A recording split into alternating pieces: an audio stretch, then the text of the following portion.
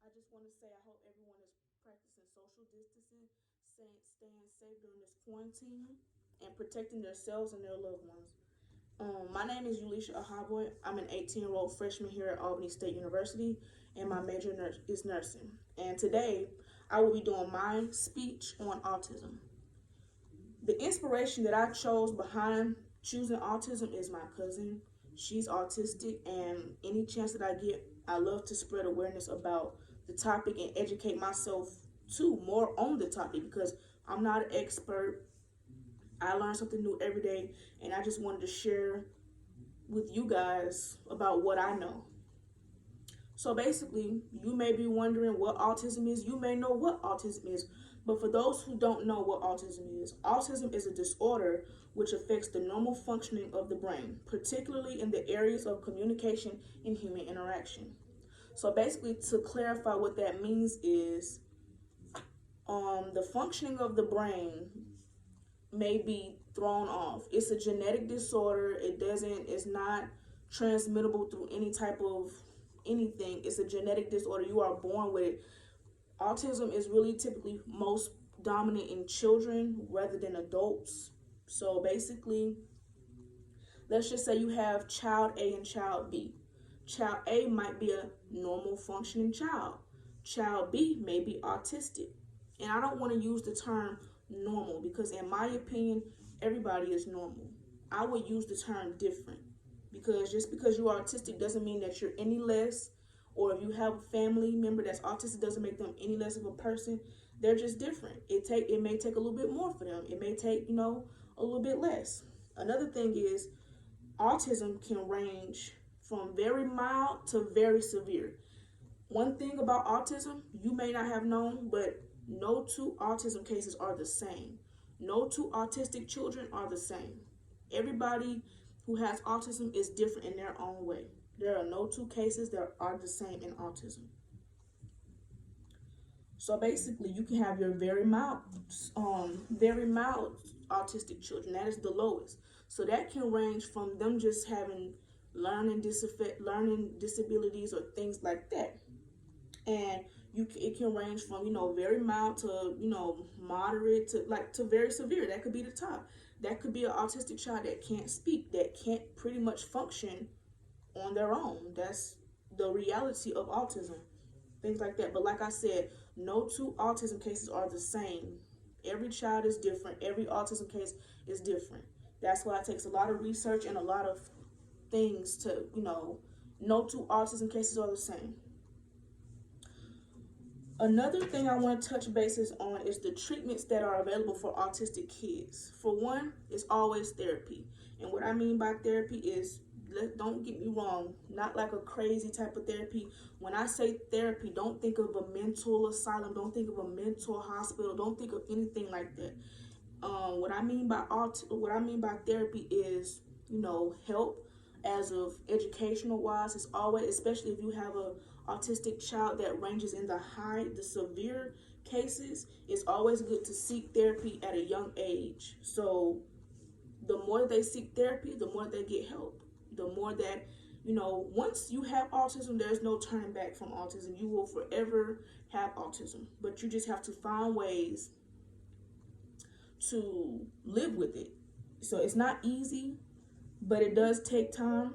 And therapy is really a great way of getting better at raising autistic kids. And it always starts with the educated parent. And like I said, that's why I believe that any chance that I get to talk about autism or talk about anything related to a special needs child, I love to do it because a lot of parents and a lot of people are not educated on these topics, and they don't really know how to raise a child with autism or how to go about the situation of autism. Some parents are in denial about autistic kid. They may think that their kid are just late bloomers or things of that nature, but in reality it may be autism. But a lot of parents are in denial about their child having autism. Another treatment for autism will be medication. Some medications will alter some of the autistic kids because some autistic kids are very hyper. So medication will always, bring them basically from a 10 to a 2. You know what I'm saying? my cousin is autistic, and I know from me growing up with her, growing around her, she takes medication because my cousin is a high risk autistic child. She can't speak, she can't talk, she basically can't do anything for herself. She has to have her parents or people do everything for her. Now, over the years, she has gotten a lot better with handling situations on her own. Like, she can say little words. My cousin is mute, so she basically can't have a face-to-face conversation with you. But she can, over the years, she has progressed. She's starting to say little words, and she can do things. Like, she does things. She may clean up, pick up things. She knows how to put her dirty clothes in the dirty clothes bin, or she knows how to put the trash in the trash can. Like, it's just things that she has developed over the years that has helped her a lot, and it shows. And the last thing that I have is for treatment is a supportive family. Like I said, this is not an easy thing to take in as a parent that your child is autistic, but it's something that you have to live with, and you have to make sure that you do the best for your child, because it's not easy, and it's not easy on you, and it's not easy on the child. So as a parent, you have to be there for your child no matter what. Always, just be there for your child. Do anything that you can to provide for your child, to make your child feel loved, because just because a child is autistic doesn't mean they don't have feelings.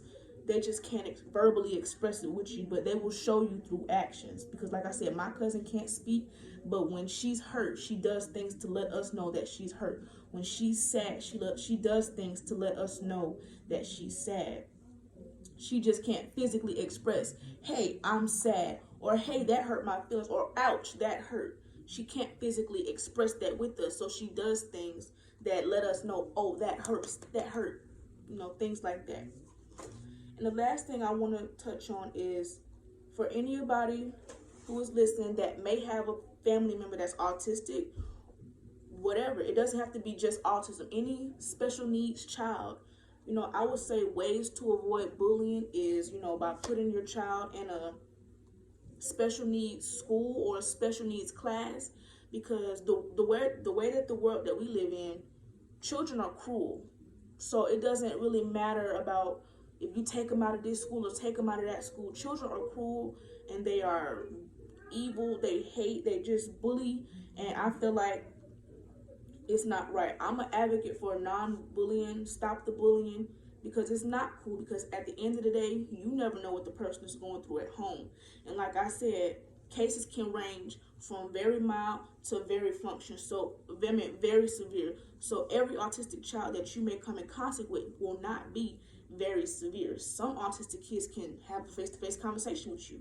They just lack in the social interaction part. Like, let's just say, for example, we're having a conversation. As a normal conversation, you would typically start small talk. Some autistic kids don't get the gist to start small talk, so they just look at you. Like, I know an autistic person that's very autistic, but he is very smart, don't get me wrong, but basically he won't speak unless spoken to. Basically, how in a situation where you don't know someone, you would typically just start a small talk type of conversation. But on the other hand, he won't speak. He won't speak unless spoken to. He only answers questions, and he doesn't elaborate. He just answers the direct question that you asked him.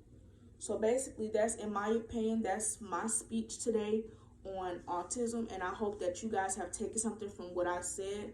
And like I said, for those of you who have autistic people in your family or people with special needs, just know that you are not alone. It's people out here that are struggling and battling the same type of things that you are, if not worse. But like I said, this is my speech, and I hope that you guys enjoyed it.